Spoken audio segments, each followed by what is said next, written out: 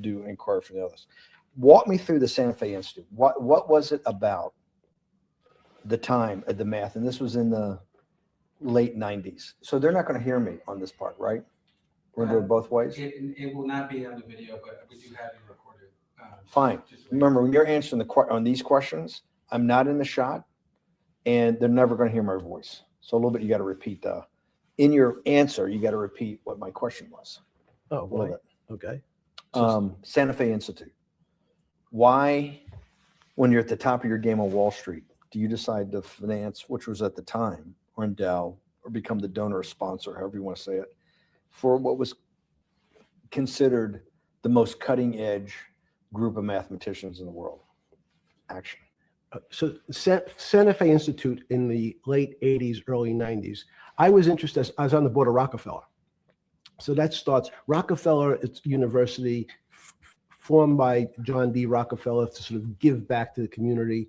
It's east side of Manhattan, except it was old. It was sort of old fashioned. They were talking about medicine, and medicine by itself was again subject to the ideas of science. They were trying to use science to find cures for disease.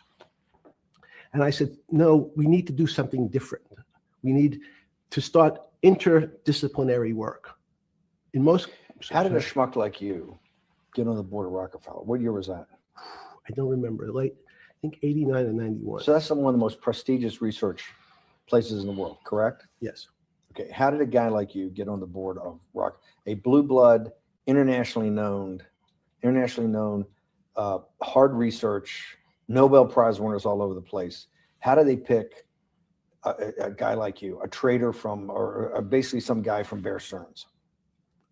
Good question. So I was asked to be on the board of Rockefeller, and I think it was, I was on the board of Rockefeller. There was a money manager who said, Rockefeller needs someone with financial expertise because the university is growing and there's lots of new things. You have to, again, we go back to the original discussion the last time. Up until the mid 80s or sort of early mid 70s, the most important thing was your name. If you were Rockefeller, you already were considered to be brilliant. If you were head of General Motors, it was your reputation. It was who you knew, who your family was, what was your character. And then in the mid 70s, basically, if you remember, you probably had a calculator. It was very advanced in those days to have a Texas Instrument calculator where it could, by putting in the numbers, it would multiply for you to do square roots. And that was the first, and everyone who had a calculator was already advanced on Wall Street. A simple almost like your accountant. The most important parts of business were really now going to calculations. So it's not only mathematics, but it's things that could be calculated. Reputation couldn't be calculated. I could give you, are you a 10 on a reputation scale, an 8? What does it mean to have a measurement of your reputation? We'll get to that later. But places like Rockefeller needed someone to say, look, we're entering a different world where numbers and the numbers of companies, portfolio management was going to be balanced. It was going to be statistical. Jeffrey, could you come on the board? Potentially sit on the finance committee, Nancy Kissinger and a bunch of other people.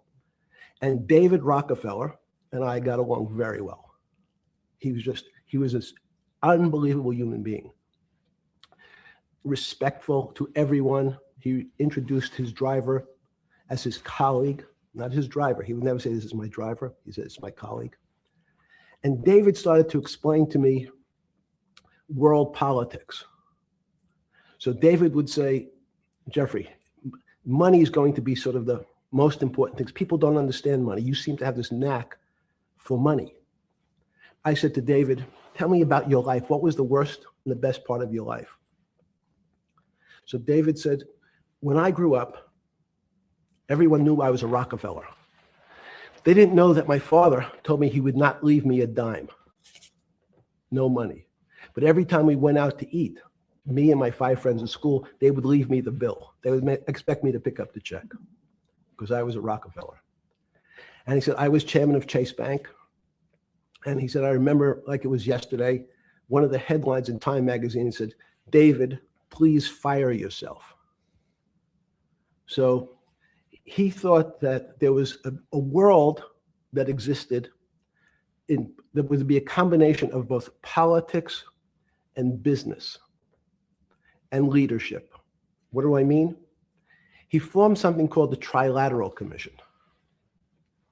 The Trilateral Commission is some spooky stuff. People said it was some of the people the Illuminati, there's some mystery about it, people that ran the world. It was politicians, but David said most countries, the politicians get elected for 4 years or 8 years, separate from the royal families in England or in the Middle East. Someone's there for 4 years and then they're not there anymore.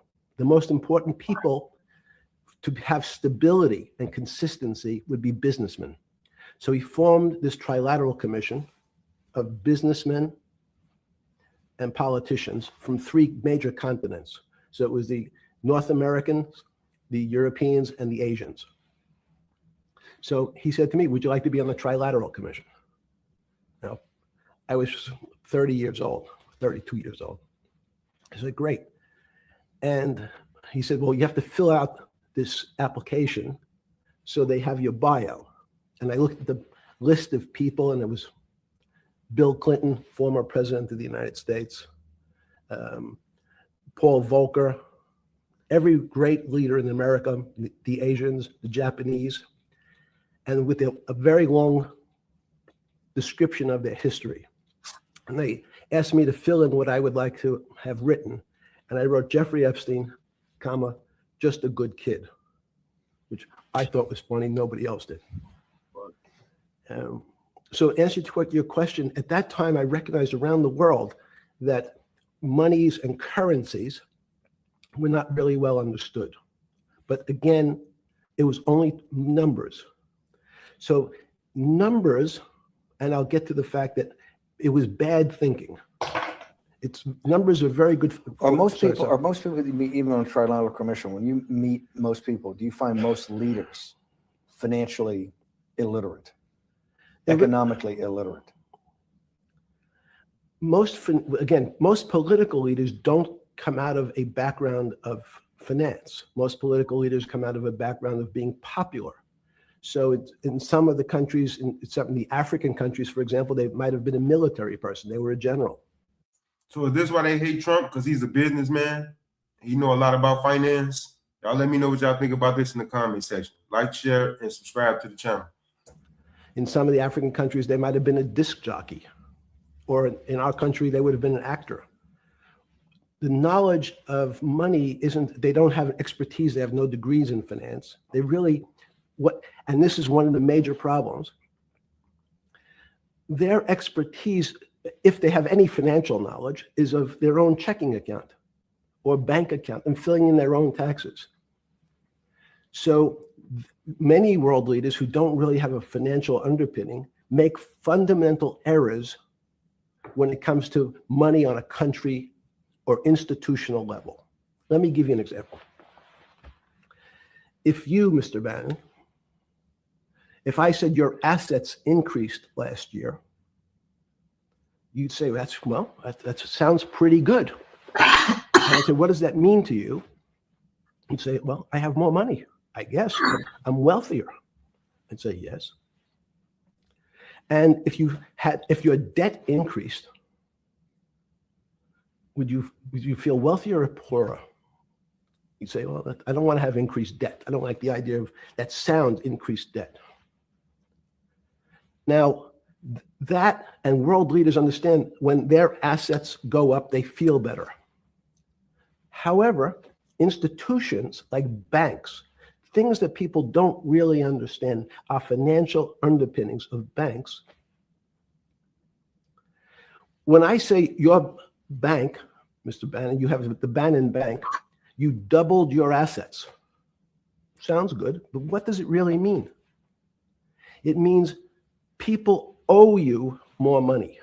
You don't have any more money. What? Yeah. A bank's assets are how much it is owed by other people. That's crazy. So if the bank goes from $2 billion of assets to $10 billion, it means People owe it an additional $8 billion, but their assets have gone up. So the terminology of assets and liabilities is different for banks. It's not natural. And what most people, and you ask questions about world leaders, there's many people, I think your old boss Mercer understood, there's a fundamental part of money, which is called fractionalized banking. And fractionalized banking is something that finance people understand, and the people on the street, and when I say people on the street, that's where I was when I started on Wall Street, would find it impossible to believe. Impossible. Why? Bannon Bank, I give you $1, just one single dollar. In our system of banking, I would say, okay, Steve, I gave you $1. How much could you lend out to your friends? And your natural reaction would be probably something less than $1 because I want to keep something in my pocket. The way our system works is if you as a bank are holding my dollar, you can lend out an additional $8 or $9. No, it's impossible. I only have $1, Jeffrey. We have something called fractionalized reserves, which is if you have 1, you can lend out 9. That's the way our system works. And so not only do world leaders not understand banking, but the man on the street, my father who worked in the park department, it would be beyond his imagination that people could lend out more money than they actually had in their pocket. Next question. Wait, how did this, in understanding that, when you get on something like the Trilateral Commission, you're on the board at Rockefeller, which is the most advanced research. You get brought into the Trilateral, which is the elite of the elite. How, since you're only at that time 30-something years old. 8 years from teaching at Dalton, right? You're Dalton. No, 10 years. 10 years teaching at Dalton. Yes. Walk us through. I mean, put us in the room. Walk me through exactly what it felt like. What it felt like being on the board at Rockefeller. We got these Nobel laureates, and you're sitting there making decisions, and you start to meet these people at Rockefeller. And you start to meet these people at the Trilateral Commission. What did it feel like? It's a great question. So what does it feel That's like? what I'm in the business of asking. Yeah. What does it feel like meeting some of these people like Kissinger or Rockefeller? And those are two extraordinary people. But in general, I think the question, the people on Wall Street, I tell the story, the first day, one of the first days when I was in Wall Street, someone said to me, would you like to buy ATV? And I was looking in the brochure and I couldn't figure out what stock had a symbol of ATV. And when I finally said, well, I can't find it. And they said, what's the matter with you? Do you want to buy ATV? Which is, he was selling hot televisions, stolen televisions from the floor of the American Stock Exchange, referred to in common parlance as the televisions fell off the truck. So I knew what that phrase meant from Coney Island. But what I found was most people, what be it in business, in normal life, or in the world leaders, don't really understand money. It is something they think about. They have a sense of what it is. They certainly want more of it. But they also make statements like, we want more money, but we don't want more debt, which just shows a misunderstanding of what money at its core really is. So most people don't, they want to make it, they want to save it, but to understand it intimately is not a normal characteristic. At the first Trilateral,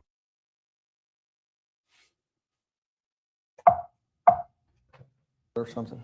Yeah, good. Just give me approximate. You joined the Trilateral I Commission, think it might be, and we'll be able to show we'll pull down the chart of where your name was, but just give me roughly when it was. Hit that like button. Share this live, y'all. I think it could be 90. I don't remember. Okay. Let's say early 90s. Yes. When you got on the Trilateral Commission and had the first, do you remember where the first meeting was? It was in Tokyo. In Tokyo. And at what hotel? I would like to say the Hilton, but it's probably not. And it's a 3-day, 4-day? Give me some Three-day event, and walk me through the whole thing. Speeches. It starts with a dinner. Just walk me through it. It was boring.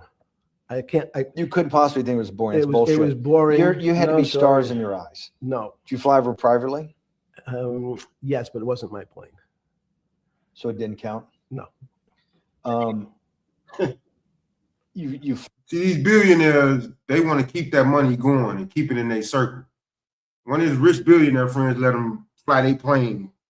It's crazy. fly over. Yes. And And it was, who were the first, like when you first met those leaders, you had to be wowed. no, You're 10 years out of Coney Island. no, I'm not wowed by people of position. I'm wowed by people of great ideas. And I don't care if it's the bus driver. I don't care if it's the student I had who has teeth coming out. Well, every these guys direction. have to have great ideas as the leaders of the three great continents of the world: North America, Europe, and Japan. No, many of these world leaders become world leaders because they're popular and they were able to get votes, or they were able to convince people to vote for them. I learned later. Many of them were just a good You could buy a vote. You can buy a vote. We all know that. at what they did in terms of politics. Remember, world leaders are politicians in general. They're not scientists. They're not intellectuals. They're not great thinkers. They're great politicians. At the first Trilateral Commission meeting that you remember in Tokyo in sometime in the early 90s, do you remember what were the big issues of the day that they were talking about, and what did you think about it? Yeah, in fact, it was funny because they were talking about inflation, and they were worried that what would happen. How do you control inflation? And I, as a mathematician, I didn't understand the concept. I don't understand the concept today. How's that possible? Well, when you talk about most things to do with money, money is meant to be local. It's US dollars. Then I understand what it means. If inflation, it means my dollar today inflates and it doesn't buy as much as it did a couple of years ago. The prices go up. I don't have, it seems that everything is great, but in fact, my dollar is shrinking in value. If you, and you're the financial genius here. I'm just a lowly M&A guy. Sure. If you let me finish the thought. Go ahead.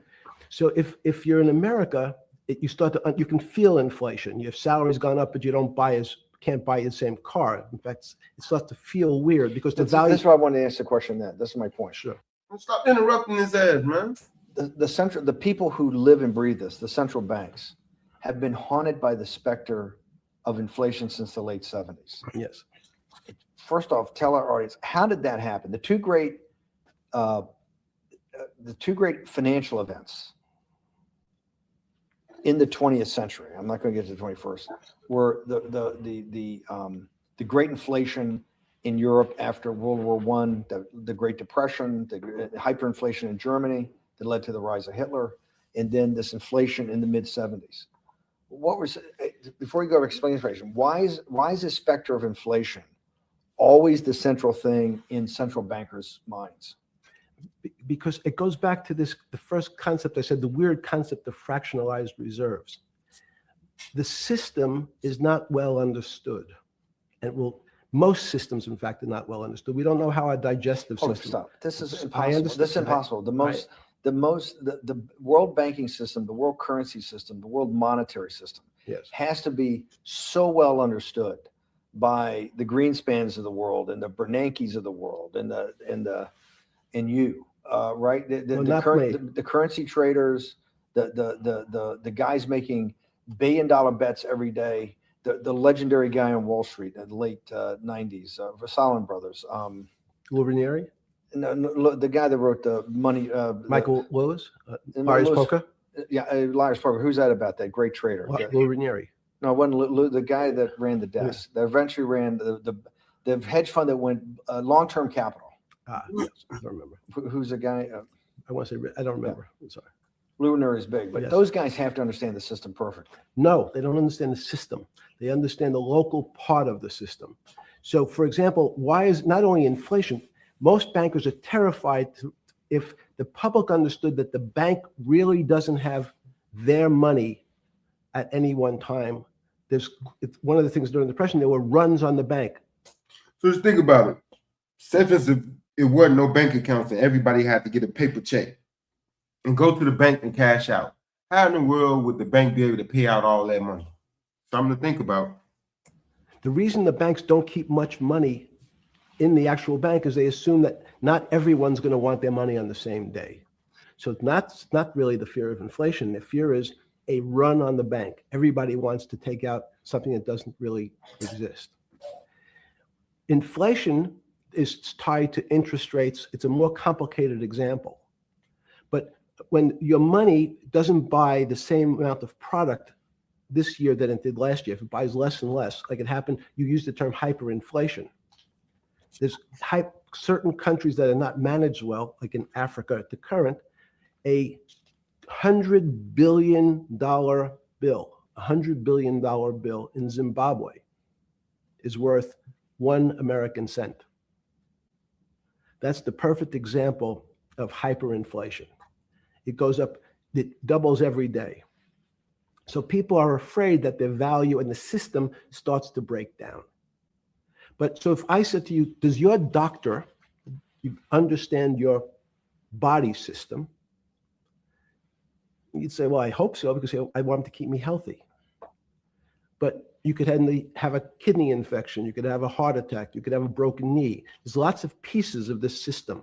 And in fact, when you ask the question, very few doctors understand your entire body. There's a specialist for your knee, there's a specialist for your polynoidal cyst, there's a specialist for your head, and now we have specialists in different areas.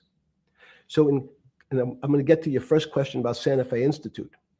The world economy and your body are both comprised of little systems interacting with each other and making one big system. This is what's stunning for all the little guys out there, the populist movement, the little guys that haven't had a pay raise in 30 years. They think that these elites, have everything. The guys in the room making the decisions, the party at Davos guys. You're sitting there, you don't think many people today really understand the complexity and really all the moving pieces and how they interconnect to the world's financial system.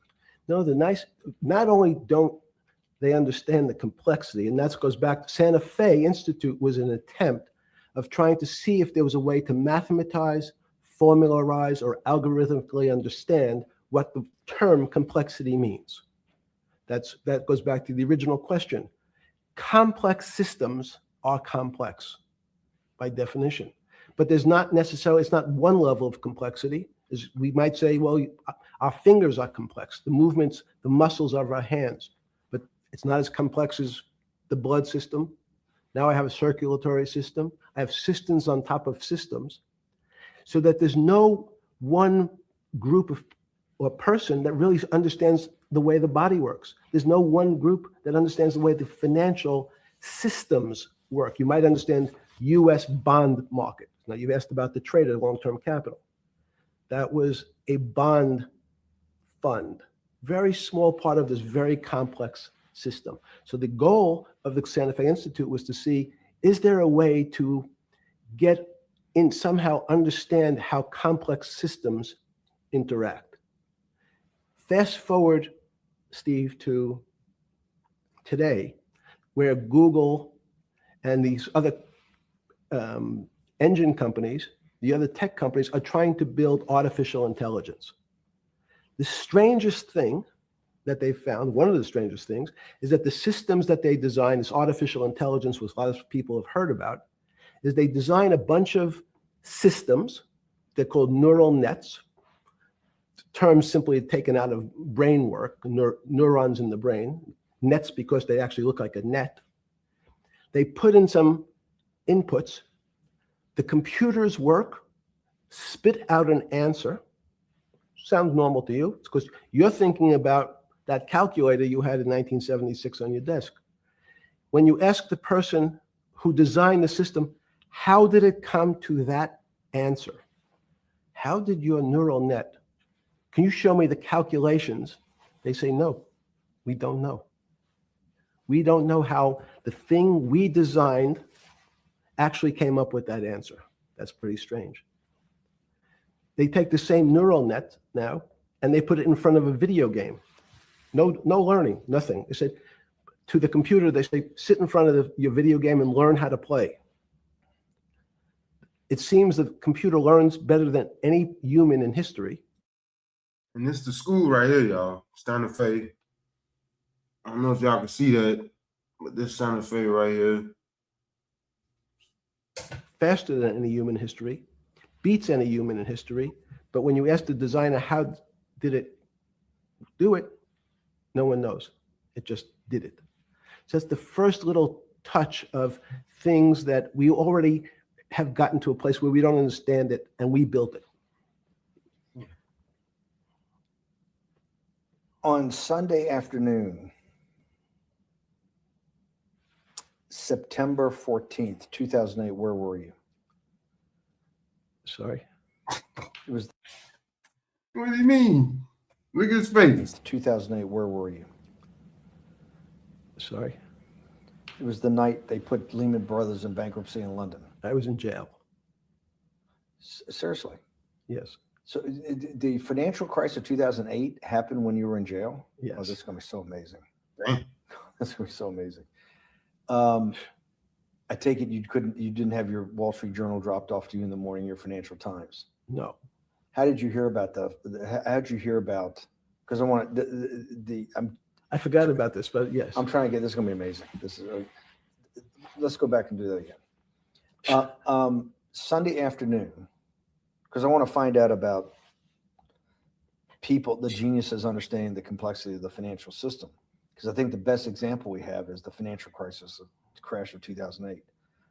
Sunday afternoon, September 14th, I think it was, 2008, is when they were working feverishly in Midtown Manhattan at the Lehman Brothers offices and at various law firms around town, and with the Secretary of Treasury in the Federal Reserve, what they're going to do with Lehman. They decided they weren't going to save it. And so they prepared to put it into bankruptcy at the open of the market in London the next day. How did you hear about what was going to happen to Lehman Brothers, and what did you immediately think when you heard that it was going to be put into bankruptcy? I'm glad you asked that question. I was in solitary confinement September 14th. And again, some of the public stories about the wonderful time I had in jail and my work release, which didn't come till months after. I'd been there since June in an 8x10 cell with a bed in the back, a 6-foot bed in the back, a chrome sink with a toilet attached to it, and a little piece of metal sticking out that was supposed to act as a table. Now, since I was in jail, there were no books. Why? There's no library. No library, but you're in jail. No, I was in jail, not prison. So in jail, I was in a place which was called the Special Housing Unit. Now, I say Jeffrey Epstein was convicted in 2008 of Florida state charges of soliciting a prostitute and procuring a child for prostitution. As a part of controversial plea deal, he served 13 months in jail with extensive work release, allowing him 16 hours outside daily. Following his release, he was on probation until August 2010. And these the people that's damn near running the world. Which is for the roughest, toughest, meanest people. They had put me there, they said, for my own protection. So I was in a 8x10 cell with a little slit in the door. That's crazy. Where they would serve my food on a tray about 9 inches by 4 inches. And then as soon as I finished eating, they'd take the tray and close it down. And one of the guards said, do you understand there's Wall Street's crashing. I'm worried about my pension fund. What should I do? And I said, sorry, Wall Street's crashing? What's happened? And he said, there's some crisis and some companies are going bankrupt. I said, are you sure? And he said, yeah, it's all over the papers. We're all terrified. We're going to lose our life savings because we have either a 401k or our pension funds. We don't know anything about money. Mr. Epstein, can you tell us, like, what's going on? Am I going to be able to afford my children's education? Am I going to be bankrupt like this company called Lehman Brothers? And there's another company in the front page today called Bear Stearns. Oh, no, I said. Why? Because that's the company I was a partner in. And in fact, that was a company I had a very large investment in. So, as a great story, I didn't have my Wall Street Journal, but in the early mornings, you're allowed to make 2 phone calls, collect. And when you pick up the phone, you can dial a number, and when the person picks up, they say, you're getting a call from the Palm Beach County Jail. Will you accept reverse charges? And the person either says yes, and the call goes through, or the person says no. The person I had called was Jimmy Kane, the president of Bear Stearns. And I said, tell me what's going on. And so that my knowledge of the financial crisis happened with Jimmy, who was at the center of the storm, telling me about what Lehman had gone under, and they were trying to figure out a way, should they bail out Bear Stearns? Did it strike you at the time of the mess you had made of your life to be in a situation that you're one of the greatest financial minds in the world, looked at by world leaders and asked their, your thinking by the most prominent and important people in the world, and here you are in solitary confinement. You got to make a collect call to somebody. Did it strike you at the time how all the threads of your life had come together and put you in a position, or you had put yourself in that position? No. So it never struck you when you had to make one of your 50% of your collect calls that day, you call the president or the head of the CEO of Bear Stearns.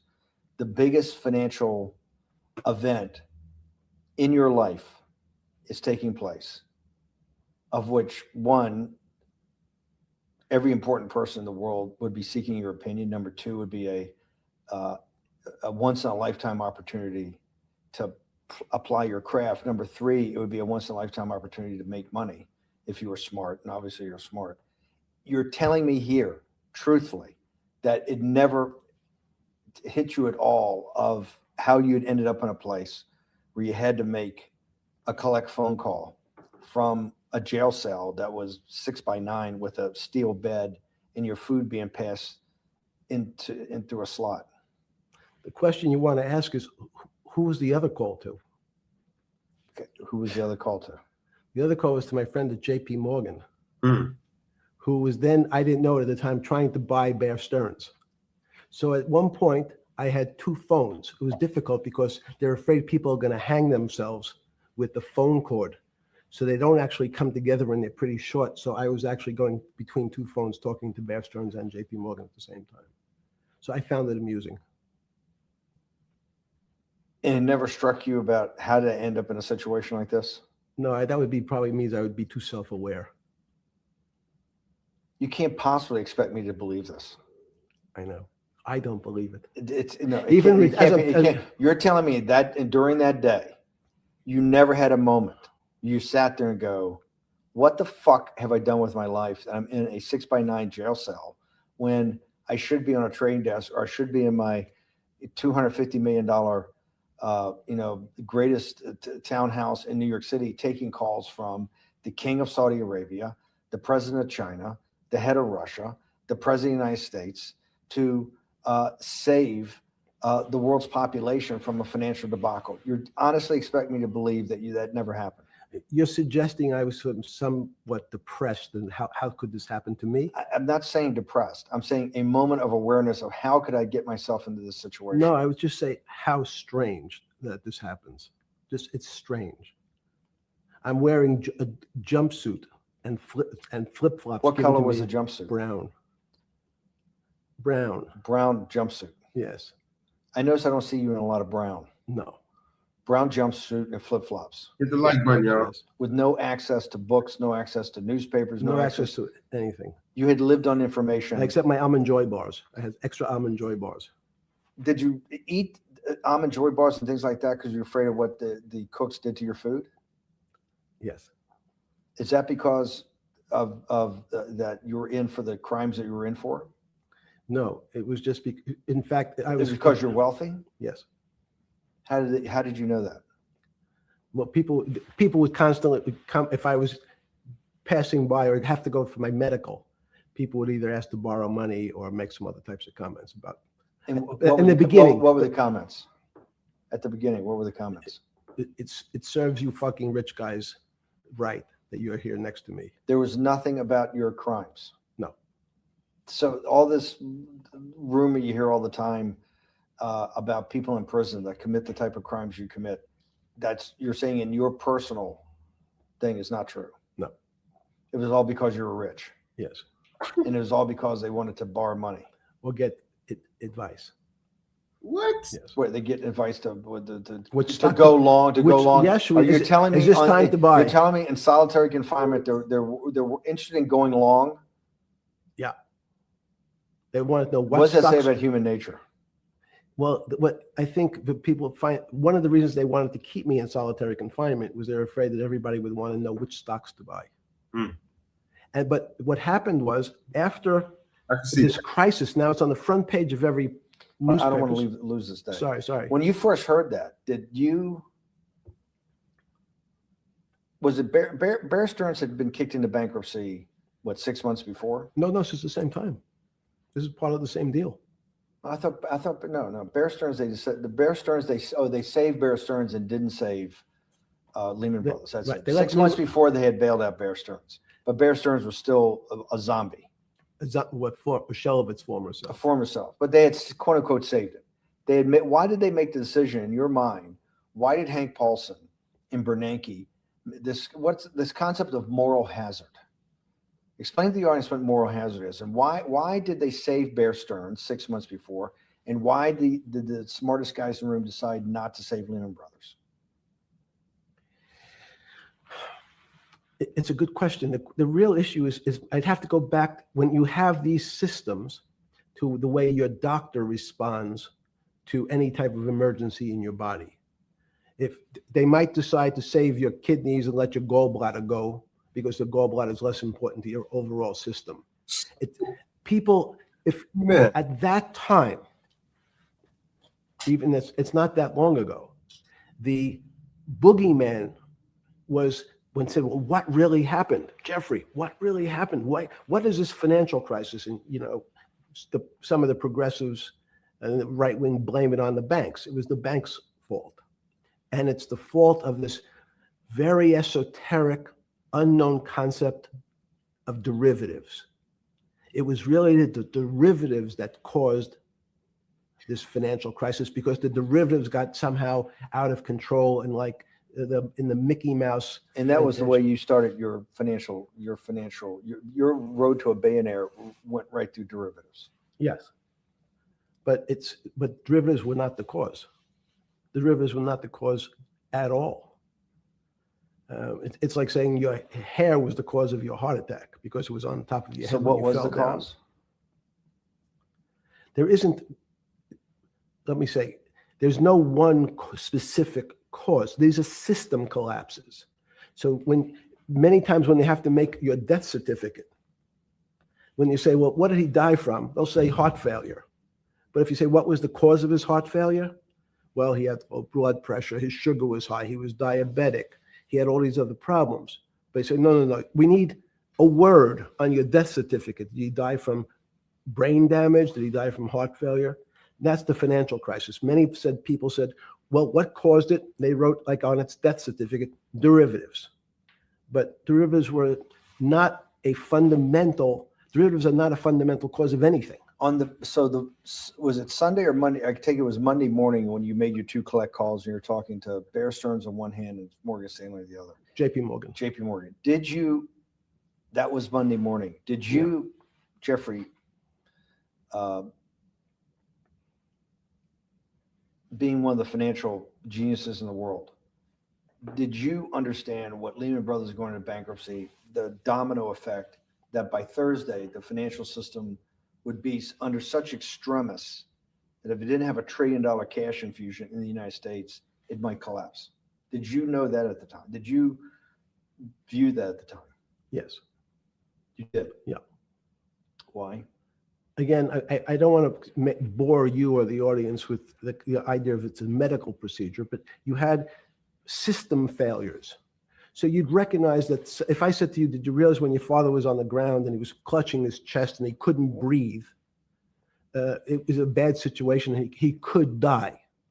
That's how I saw it. Did you immediately think about the commercial paper market? I mean, the mechanical triggers that actually you had to blow through these circuit boards. Did you know the circuits? Did you understand the circuits, or did you have a concept of the circuits that were going to get blown through? Yes, but only because of an analogy to a body. And in fact, from my telephones against the wall with my little metal wires, because the next day I talked to another person in Washington about the issues of what I thought was happening, and I made the same discussion about They were at the Treasury Department. Yes. So in a 6x9 cell The phones were outside the cell. in Palm Beach County, California, West Palm Beach, Florida. West Palm Beach, Florida. This was your juice diet. West Palm Beach, Florida. West Palm Beach, Florida. West Palm Beach, Florida. You're making a call to Washington, D.C. to talk to some deputies, Secretary of Treasury. Someone in Treasury. Right. Someone in Treasury. Right. And that does not, the night before you go to bed, it doesn't dawn on you at all. You never have a moment of self-reflection that, how did I end up on this metal cot when I should be at the center of things? No, I had a telephone. So I said, I can talk to, it makes no difference where I am. In fact, I'm still talking to the same person if I was at my home in Palm Beach, but I'm here in jail. Home in Palm Beach. I can dial my own phone.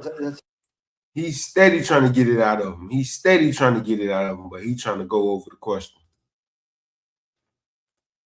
That's bullshit. No, but you can also make 1,000 phone calls. Here you got to make one, and he's got to take. Think how much better that was. I had to decide who was the right person to call. That was unusual for me because I would have called 20 people. And before. what was the advice you gave? I said, you have a sick patient, and it's very much like a sick patient in the emergency room. You can't think about it like your car. People in normal walks of life think about money and things as a machine. And unfortunately, so if your car breaks, cars are always easy to fix. My jets, my cars, if it breaks, I know it can be fixed because it simply follows the same pattern. If this part breaks, you replace the part and the thing works again. People and the financial system are not machines. They can't be fixed the same way. You can't simply take out put some more juice into the commercial paper market, and that's like replacing the carburetor on the car. It's much more, I have a patient who can't breathe, has a stomach problem, can't see, looks bleeding at the same time. What do I do first? I have to think about it as a system. Where's the most logical place? What's the most dangerous place? If your heart stopped, we have to start your heart again. In the equivalent to the money market, why do I have to start your heart again? I need to get your blood flowing. If your blood stops, you're dead. If liquidity, which is the equivalent of blood in the financial system, dries up. Once liquidity is basically cash, putting cash into the Forget system. about what it is. Okay. Liquidity is liquidity. It allows the system, it's the blood of the system. You need to pump blood hard into the body of the economy to keep it flowing. And if you, especially when you're worried about someone dying, you're not going to be worried about the niceties of, well, you got the shirt dirty and there was some damage. Pumping that blood, keep that heart When you pumping. talked to the person in Treasury on Tuesday the 16th, did you get a feeling as you were sitting in your 6x9 jail cell in West Palm Beach, Florida, that they were on top of things? No, you can't. It's impossible to be on top of things. There's no such thing. It's, again, the doctor watching the patient die. You hopefully have some confidence that he's seen it before. He recognizes that there are some steps he has to take first before he bandages the guy's finger or worries about what shoes he has on. So you hope that the people in charge, your doctors who are working on the emergency patient, have enough experience and, frankly, judgment to try to keep the patient alive. Did you think that they had those things, patience and judgment? They had pretty good judgment, and you needed a lot of luck, just like in the dead patient. You need to, hopefully you put that blood in and it's not too late. And you make some mistakes, but you have to know you're going to have to give it a shock. In the run up to the September crash of 2008, yeah, I guess you weren't occupied with finance. That whole summer, how long had you been in jail? went to jail June 30th. So the entire summer. Yes, Before you went into jail, you were still very active in the financial markets. yes. When you say active, you trade currencies every day, you trade stocks every day. When people, I don't do any- someone like you, or you give advice to people to trade stocks or trade currencies. I don't trade every day. I think that's like Woody Allen said, you can't beat the bank. So I try to pick my spots. George Soros picked his spot when the pound collapsed. This would have been a great money-making opportunity that passed me by when I was in jail, but that's not how I think. In the run-up to that, in the spring of 2008, that's when Bear Stearns got in problems, I think, in the spring of 2008. I see why this video just getting released, because he's saying some big names in this video. He's saying some heavy names. If y'all know the names he been saying, then y'all understand. There's a reason why this video ain't been leaked, and it's just getting leaked. I mean, Decided to bail it out. Did the Bear Stearns guys talk to you for advice at that time when the big crisis in Bear Stearns? No, but see, again, unbeknownst to most people, and it's easy to blame people for the financial crisis, like you'd blame someone for giving your father the drink before he had his heart attack. But what really happened, the real enemy of the finance system was Bill Clinton. damn. And if you ask me what and who caused the financial crisis, Say that again. real enemy of the finance system was Bill Clinton. Damn. And if you ask me what and who caused the financial crisis, I would tell you it was Bill Clinton. Because of what Bob Rubin and he did to deregulate the financial system? No. Because as of the last time we had our 60-minute interview, you talked to me about home ownership. And you asked me whether everyone should own a home. And I told you, no, it's too risky. So the financial collapse of 2008 is because of hardworking African Americans, Hispanics, and whites who wanted to have a ownership stake in the society that all rests on their shoulders. They're the culprits. No, not at all. Okay, then I didn't say they were the culprits. I was pretty clear it was Bill Clinton. okay. Why was it Bill Clinton? Because Bill Clinton wanted to get votes from those people. And he sold them the idea that instead of renting in a house, and historically the values of houses have gone up, and he said, you guys in these local communities who haven't been able to afford a house before, I'm going to show you a way. I'm going to give you a way, because I'm sure I'll get your vote that you can own a house, because I want your vote. So what we're going to do is I'm going to let you buy a house, Mr. Bannon, when you really, you're right on the border, maybe, or not even on the border. Your credit is not good. Okay, let's be honest. And it's not my fault. It's not Bill Clinton's fault. But whatever happens, the moment your credit score or whatever it is, your credit's not good. Now, normally, you come to me and want to borrow money. I'm a bank. And I say, I'm sorry, Mr. Bannon, I can't lend you money because your credit score is not up to where it needs to be. Hopefully, if you work harder and clean up some of your problems, it will be. But no, what I say to you is, I'm going to figure out a way to lend you, not give you. I'm going to lend you money anyway, though you don't have a good credit score. And don't worry, I'm going to get rid of the term that you don't have bad credit. Bad credit sounds pejorative. You don't want to be a person. Sounds judgmental. Yeah, sounds judgmental. So what we're going to do is we're going to call your credit situation subprime. Oh, So nobody knows what that means. that's where they get that from. Subprime. That means prime is good credit. Subprime is not good credit, less than good credit. So we'll call it something that people really won't follow. And we'll tell you what, we're going to have people lend you money, though you are a subprime borrower. And I we'll figure out some government agencies to guarantee your loan. Though I don't think you're a good risk. So the banks say, no, no, no. We don't want, initially, the bank said, sorry, this is too risky, Mr. President, for us.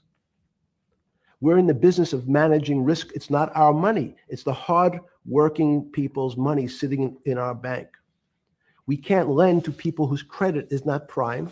You're asking us to lend to people who are subprime.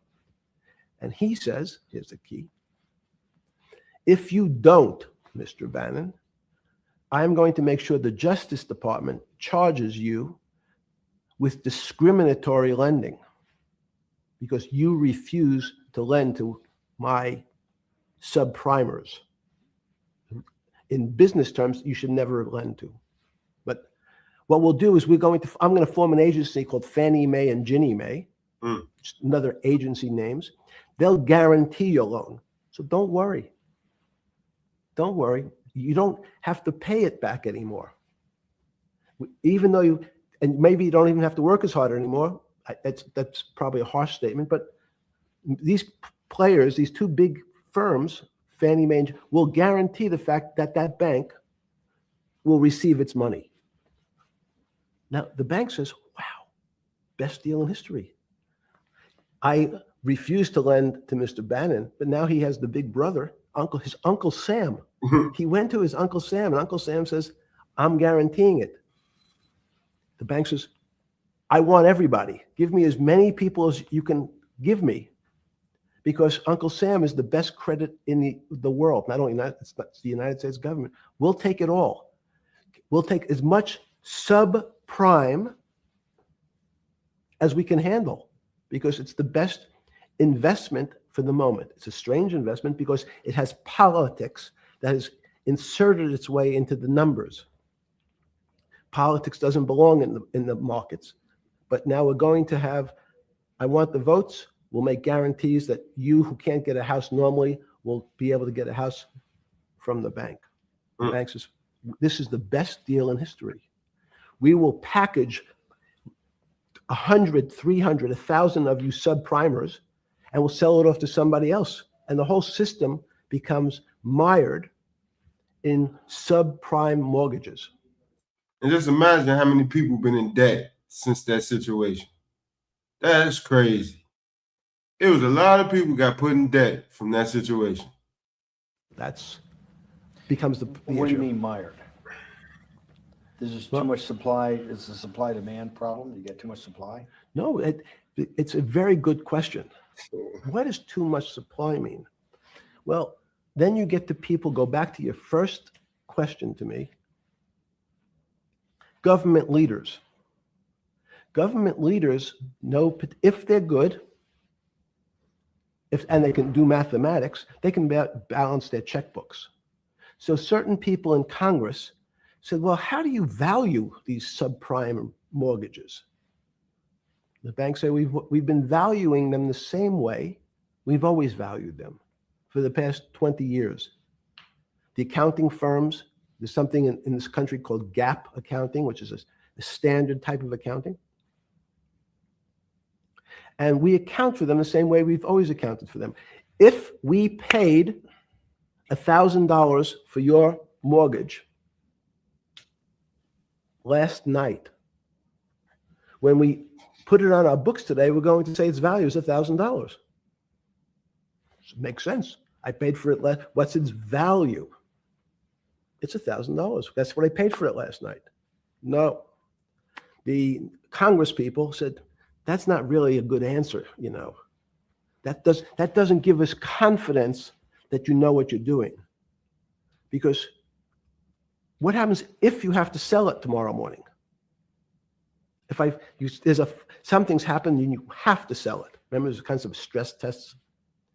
Would you be able to value it at what you paid for it the day before?